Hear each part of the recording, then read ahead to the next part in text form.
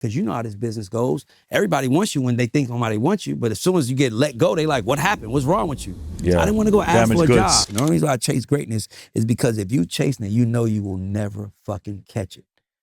But That's you a will fact. fucking, but when you Going look for back, it. when you stop and look back and everybody's like, that Forrest Gump moment where he was running, he just running because he wanted to run. Then he stopped and looked back and all the people behind you, that's the moment you have. That's a good metaphor. That's the moment you have. I tell people, I'm like, I swear to God, bro, I started talking on the podcast because I wanted a job. That's all it was. Really? That's all it was. I wanted a job. I didn't even tell. Okay, so here's what happens. So I wrote a letter called Dear White Music Execs in 2000, right? Okay. It went viral. It was on the front cover of Billboard. It was a big Before deal. viral was viral. This was viral. Like, this was crazy. It was like 2000? 2020. Sorry, okay. During the pandemic. Okay. 2020, I wrote a letter called Dear White Music Execs. It was on the front cover of Billboard. And I was basically saying, here's the experience of being black in the music industry. Because what happened was, Aaron Baisha at the time I was working at Warner, and he basically does an emergency call. And he's like, so they like, if anybody knows in the label business, when they want to do an emergency call, they usually give you a day or two for everybody to get their stuff. Well, if they need to do a company call, they usually give you a day or 2, 3. But this time they was like, everybody get on the Zoom in 15 minutes. What? So I'm like, what the hell is going on? Mm-hmm. So I get on the Zoom and Aaron is like, hey, is anybody all okay from this George Floyd thing? And I'm like, what? Is that, we talking about George Floyd on a work call? So he says at the end of the call, he says to any black employees, if you guys want to talk, the floor is yours. We just want to hear you. And I got so mad at him because he's my friend. I got so mad at him because I'm like, motherfucker, nobody's black is going to speak up.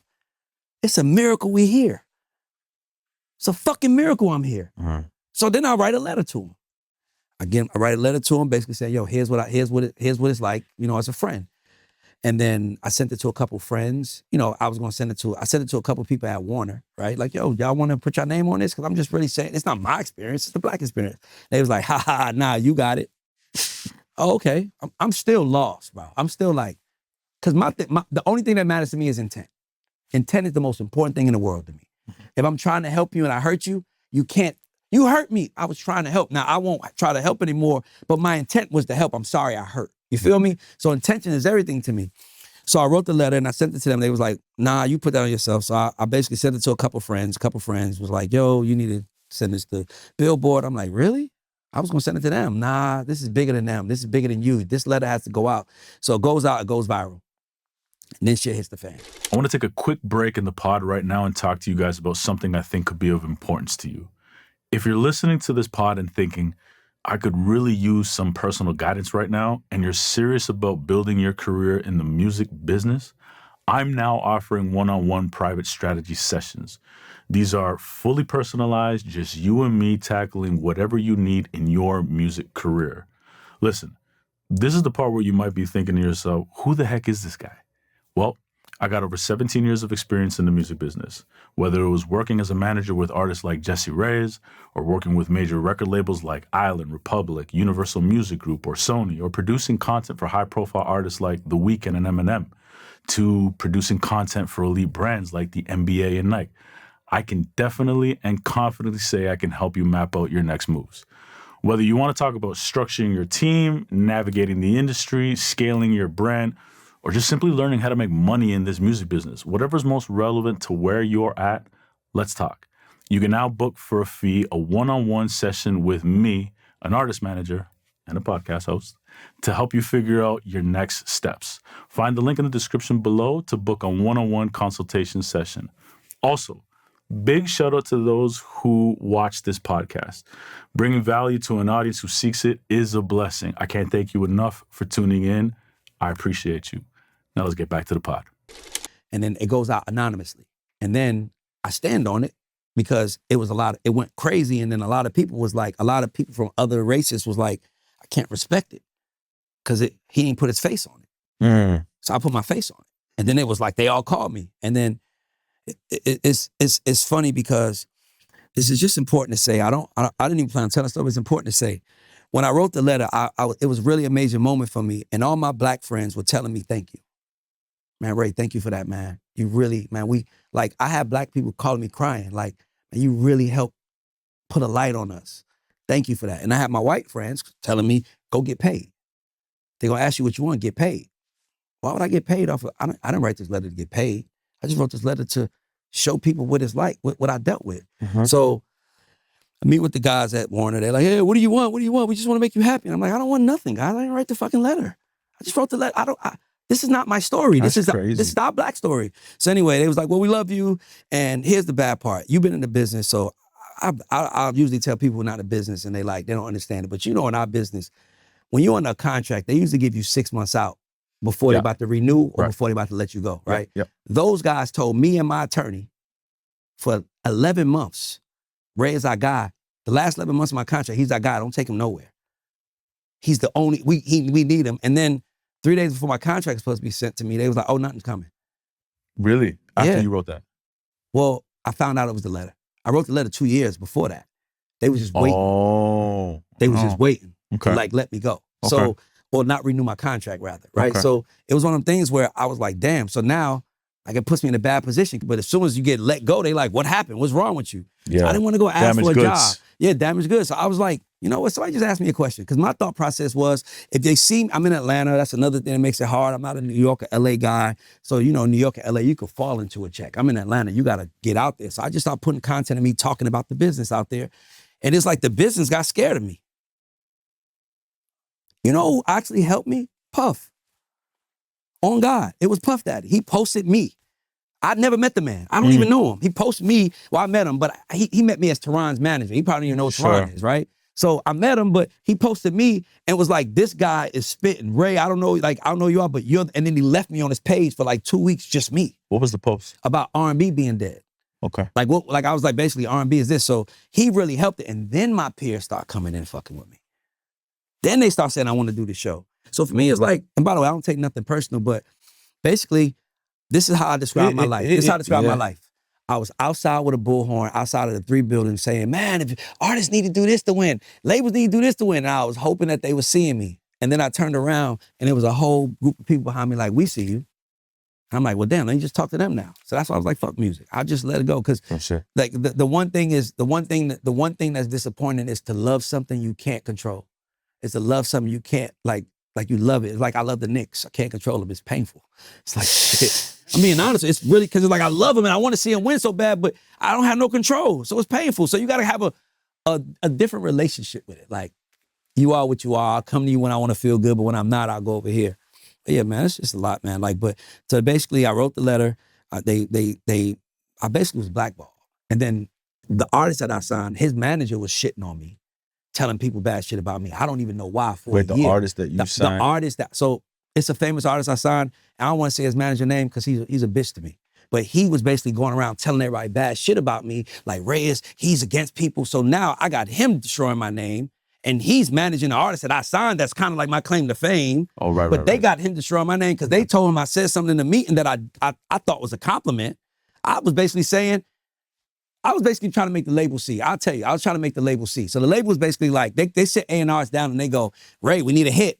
Right. And I'm like, I mean, I make hits for a living, but it's hard to make a hit when we just gave this kid all his money and he has all the stuff and he has full reins and you guys want me to do it. Now, I don't mind doing it, but you guys have to have my back. Don't send me in there and I go become Joe Clark on his ass and be like, this is what we gonna do. And then he come telling y'all, I don't like my A&R. Then you be like, fuck you. That happens. Of course. So I'm like, yo, just have my back. So I had all these things weighing on me and I just went online and I just started talking. And I feel more powerful than I did. And fuck all of them. Fuck everybody. Everybody was thanking me when I fucking wrote the letter, did nobody stand up when they did me dirty? And I understand why. I ain't gonna fuck my money up for you, Ray. So then Ray gotta say, well, I can't fuck my money up for you either then. So now you gotta act like, you know what I'm trying to say? So you start understanding where you gotta focus. Yeah. So I start focusing on me and mine. People. Yeah. This shit is good. Yeah. If I don't focus on it, dog, my phone don't ring no more. Nobody calls me unless they need Tehran. I love it. Don't be my friend. I don't want to be friends with people that are only transact. I'm a real fucking friend, bro. Yeah, I know. Like if I fuck with you, bro, I'm Jen. If I fuck with you, bro, I fuck with you. Yeah. And those people I fuck with. But dog, do you understand that my mother was a school bus driver making $2,000 a month? My mother drove Usher. Usher rode my mother's school bus when he was at elementary school. Now I make hits for the nigga. You know what the fuck that mean to me as a man? My mother was driving school buses. Like, that's where I come from. Why would you want to hurt me? My thing is, I don't want to hurt nobody. If I heard you did some foul shit, I'm calling you. Mm-hmm. That's the problem with the game. A nigga heard you did some foul shit, he gonna call everybody but you. Why you ain't call me and tell me what I did? Right. You don't want, because you want me to be the bad guy. You need me to be the bad guy. Then it start telling you your power. Then it start telling you your power that you have. Like, damn, why is everybody coming after me? Damn, God, I need to stop and listen. Maybe you telling me I'm more powerful than I thought I was. Then I start a podcast and I step outside and people's like, you changed, oh my God. I'm like, wow, maybe I got to trust the journey. I thought I had to control it when I should trust it. So I just trust it, I enjoy it, and it's the most fun I had in my life. And for me, my agency is taking off. I got clients coming in. What I'm doing on the amplification side, shit is good. Like, all I can do. You good, man. What else could you worry about? And not only that, it's very important to say, I'm gonna take my glasses off. Nobody's a better scientist at this shit than me. That's why I can say what I say about Bow Wow, and none of these industry niggas want to argue with me on record. That's why these niggas whisper around me. They don't want to talk to me because I have a spirit. God has put something in me that y'all can't stop. I don't even know what it is, but I don't want to use it for bad. I want to help us. Mm-hmm. But y'all are intimidated by something that I have that you don't. And the only reason I could recognize it because when I was a kid, I felt the same way about some people.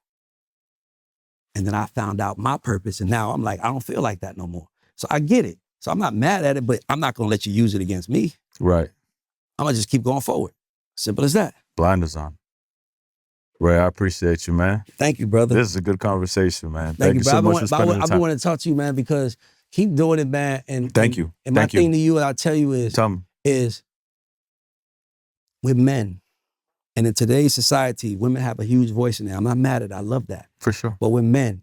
And when you coaching as a man, sometimes you got to coach hard. Mm-hmm. Sometimes you got to push hard. My whole thing is let's not stop doing that. Mm-hmm. Let's keep pushing the culture forward. Let's say what you can do better, because that's how you win. Yeah, absolutely. We did this today. What are we going to do tomorrow? What are we going to do the next day? And next thing you know, you're just an over-fucking achiever who can... Dog, me and Teron compete to see who can make the most each other, who can make the most money. And it's crazy because sometimes people's society now look down on overachievers. It's just like it's a sin, which is like, come on, man. They call them pick-me niggas. We're so fucked up. If a nigga try, but niggas like, I'm a great man. I'll take you out. I cook. I love my family. Oh, pick me, nigga. Sit down. It's like, that's society we live in. Effort is whacking our society. Yeah, man. I mean, and we got to stop that I'm shit. Latino, effort, that happens as well, too. Exactly. Effort, it can't be. Latino. My brother. He knows. You know, it happens with us too, man. Yeah. Fortunately, but you know, it's got to be a different generation that thinks differently. But to me, it has to be led by, it has to have masculine voices. Yeah. Because a woman's voice is nurturing. A man's voice is supposed to be a little different. It's like, that's why they say, don't let me call daddy. Because daddy ain't talking. You gonna fucking do this or that's it. Right? And I think that society needs more of that. Music needs more of that. The artists need to be scared of their CEO. I don't want to piss them off. I know that sounds crazy, but that's how them younger artists was. And that's why they was blown up, because they knew their CEO was going to take them to the top. Now CEOs can't take you to the top. They don't even know what the fuck to do. Call your, and by the way, there's one thing I'm going to say this for your platform. The music business, we're going to know the music business is doing good when they get rid of the distribution fee. It's gone now, though, in a lot of places. If you have the leverage and you do a licensing deal, you can take the leverage, you can do a licensing deal, but yeah, they'll go down from 20% to 17, 16. So and for the record, when everybody needs to understand what the distribution fee is, when they would put your record out back in the day, they would ship it. That's the biggest fucking finesse. That's the biggest finesse. That's how I know they don't. That's how I know they don't want to see us eat, because because distribution back in the day, I mean, you had to physically press it. So back in the day when you had put an artist out, new artists, success artists, and you had to ship to stores. You had to pay for the product, and if the product didn't sell, they shipped it back to you. Yeah, right? Exactly. So that's why they charge you a distribution fee. That they had a warehouse, they had to pay and everything. Now they just press a button to upload it, and they still keep the same 20% charge. Yeah. And so that means when people talk about labels taking 85-15, when people say that, that's 85-15 after they take their 20 off the top. Yes. Just to distribute your music. Now 80 is left, and they take 85% of that and give you 15% of that 80. Well, what you can do now, if you do have the leverage, you tell them, obviously you're not taking the masters. It's a license deal of the master, so you can own it and you could say, but now instead you could say, you can actually get away with a 70-30 or 60-40 in the favor of the artist, and take the distribution off. No, I have that, but they still do it. They still do it. No, they're always going to fight for it. It's a mandate. They're always going to fight for it. When I worked at a label, the mandate was I'm dead serious. At no time do we ever give away the distribution fee. That's how they think. Yeah. I know we short on Don't do time. no. I mean, I'll talk about this other. Yeah. But I know you got to get out of here. But I'm it's funny saying, because but the distribution fee though. I had in 2016 while all that stuff was happening and everything. I remember having a bunch of conversations. Somebody said to me, and we put out records independently.